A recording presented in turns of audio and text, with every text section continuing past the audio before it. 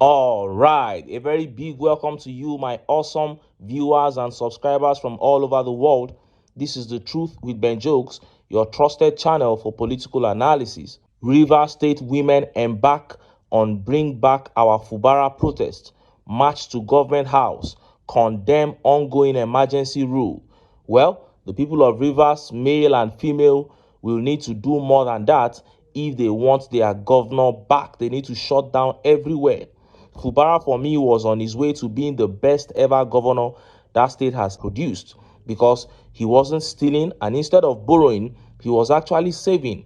And if you think it is too early to judge him, go and look at how much Kogi State governor has borrowed after just few months in office.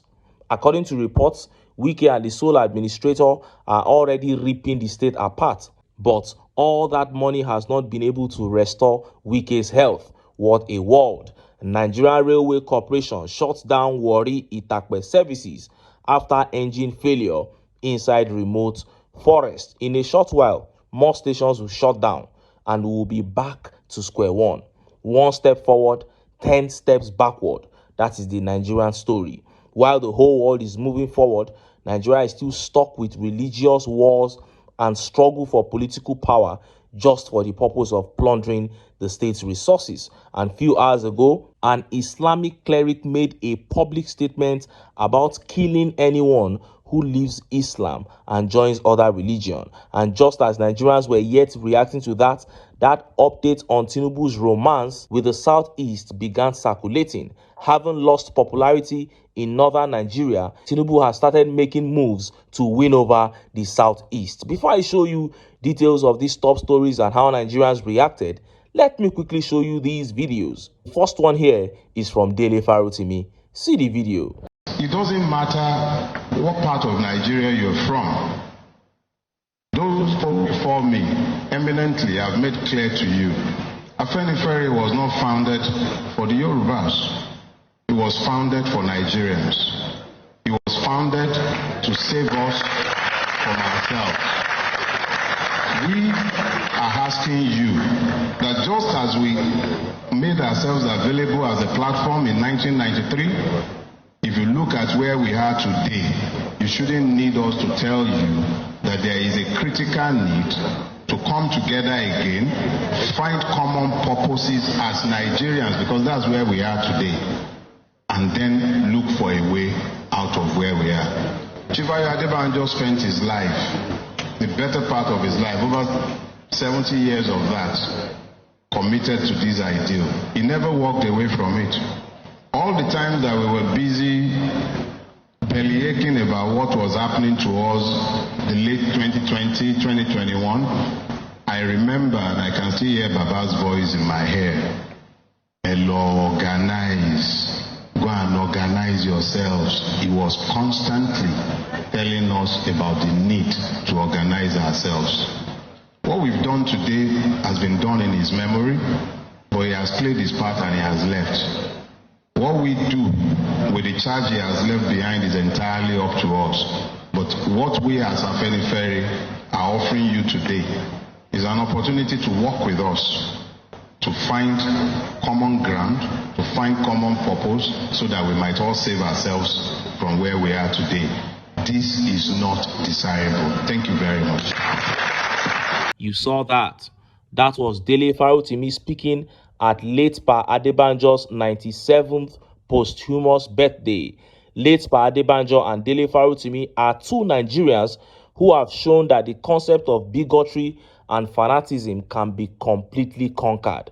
The group Afenifere has reiterated that they have no regret backing Peter Obi in the 2023 presidential election and that they would happily do it again. And let me just say at this point that whoever you are, wherever you are, if you have not risen above the sentiments of tribe and religion in your daily life, you are not yet living free. You are still in bondage. And that is why I keep urging Nigerians to rise above this aboriginal sentiment that has set this country back many years and earn their freedom. The next video here is coming all the way from Rivers State. Situation report as the state of emergency continues. See the video.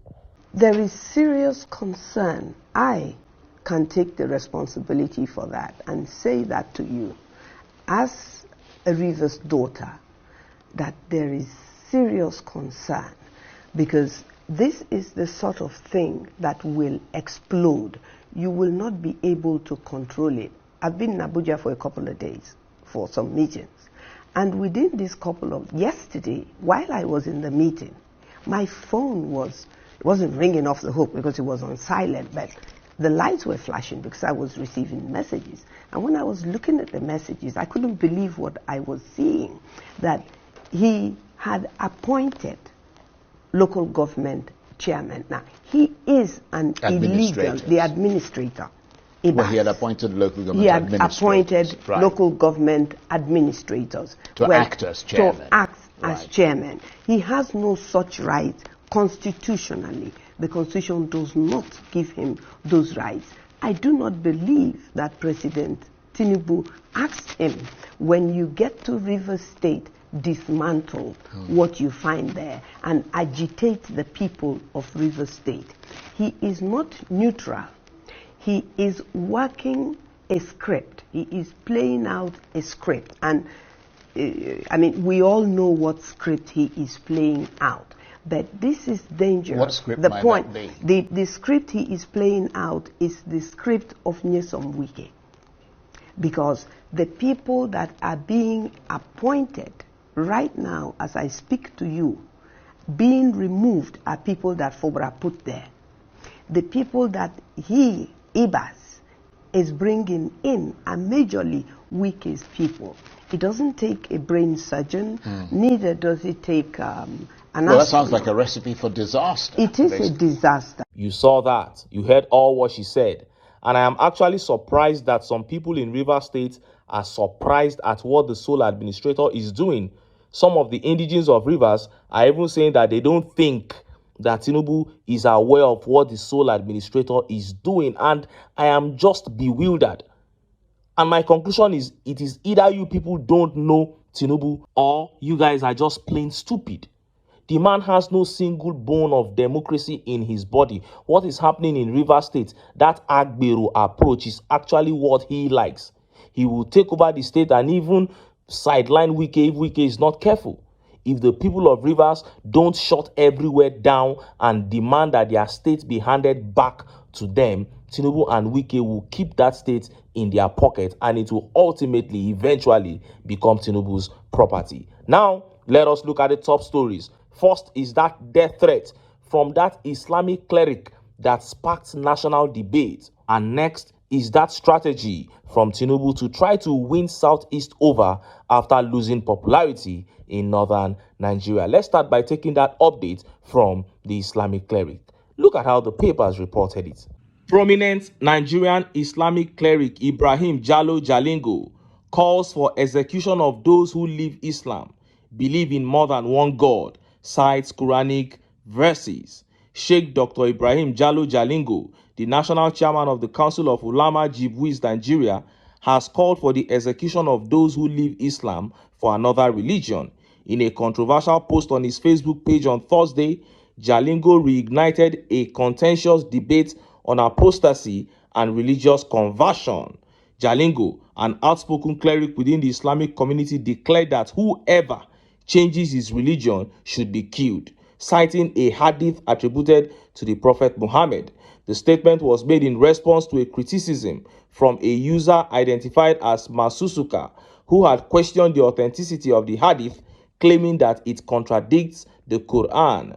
The hadith in question, whoever changes his religion, then kill him, has been a point of contention among Islamic scholars for centuries, with varying interpretations regarding its relevance and application in modern times. In his post, Sheikh Jalingo responded by asserting that the hadith does not contradict the teachings of the Quran. He emphasized that the Quran in verses such as Surah At-Tabwa 9:5 and Surah An-Nisa 4:8-9 explicitly permits the killing of polytheists and apostates. According to Jalingo, these verses justify the execution of individuals who abandon Islam and convert to another religion. Jalingo's statement has drawn the ire of religious leaders, while many Islamic scholars argued that such views promote intolerance and violence. Many people have expressed concerns against his stand about the implications of this rhetoric, particularly in a multi-religious society where freedom of belief is enshrined in both national and international law. You heard that.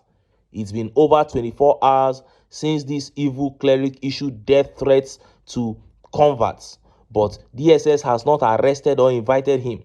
But if a farmer in Osun State says that any Fulani who leads his cows to destroy my farm will be killed, believe me, they will pick him up. Somebody even defended himself and he was sentenced to death by the Supreme Court. For the past 2 weeks, we have been preaching against extrajudicial killing after the Uromi incident. And they said they are even hunting those who carried out the killings in Uromi. But here is a man saying publicly that he is an extrajudicial killer.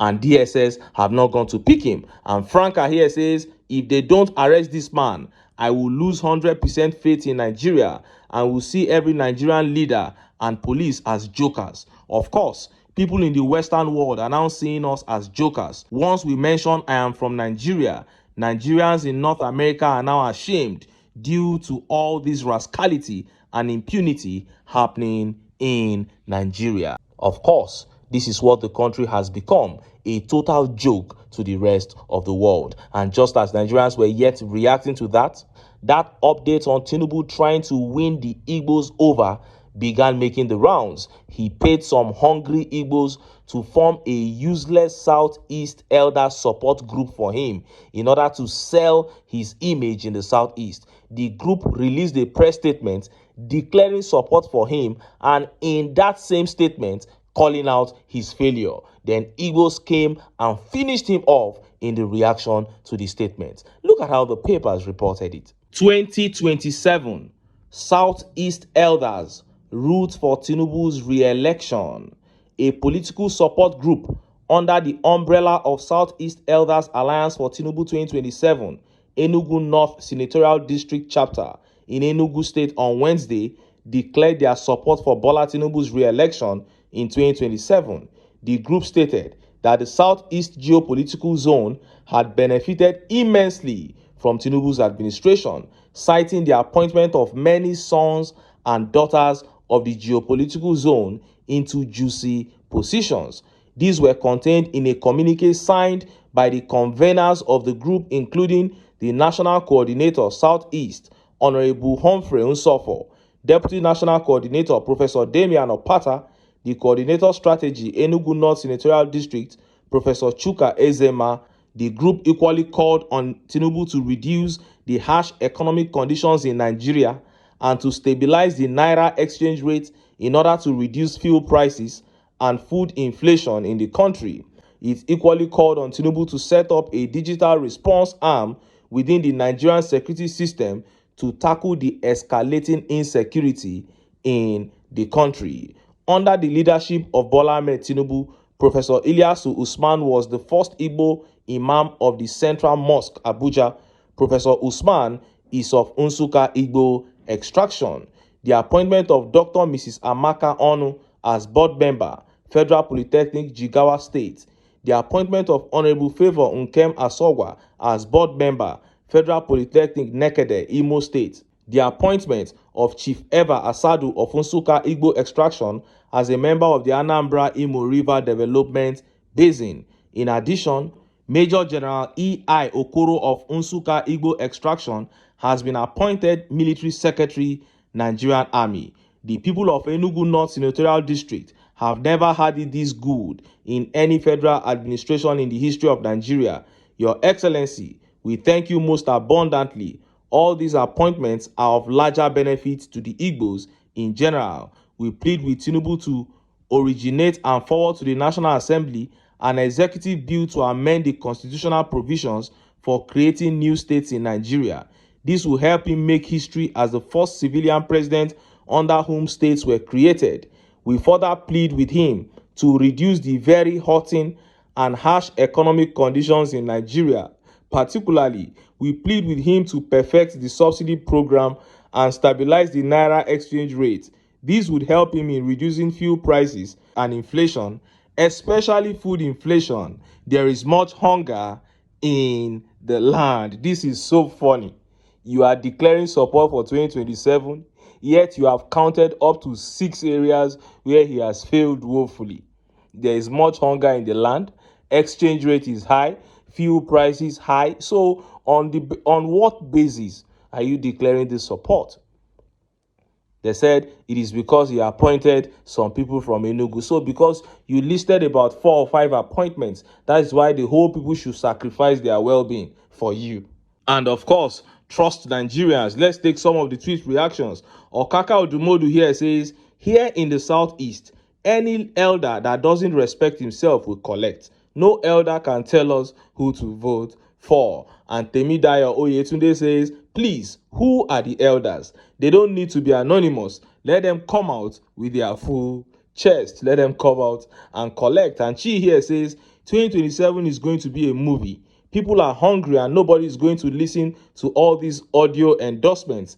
Any elder will do anyhow, go see anyhow, because they can't keep messing with our lives because of their greed. And Mezier says Tinubu has failed in the current administration, and one fool is talking about second tenure and missed the hardship Tinubu brought upon Nigerians. Oh my God. African Unifier here says dreams. They already know that the southeast is no-go area, so they started now to spread fake news. That is it. It is actually a fake organization, a fake support group. Yes, those men that signed the communique, they are the ones that, actually went to collect that money to set up the support group and all that. But even those men know that their opinions don't hold sway on anybody in the southeast. Looking at a region where you didn't even get up to 8 to 10% of the votes when you had not totally destroyed the economy. Is it now that you have destroyed the economy that you are thinking you can get up to 5% votes? I don't think that is ever going to happen. Whoever is collecting money from the southeast should just continue. They should just continue to enrich themselves. They should collect money and tell him that they can get him votes from there. In fact, in the entire Nigeria, I would advise Tinubu to just resort to his normal way.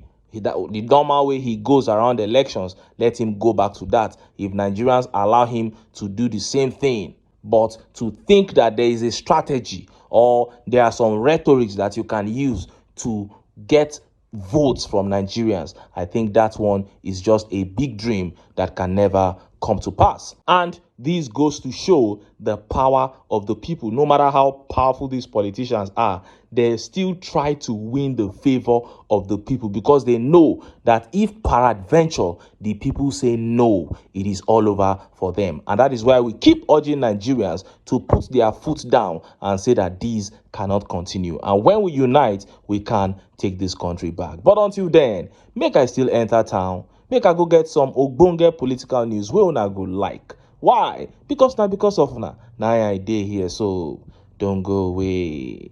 Don't go away.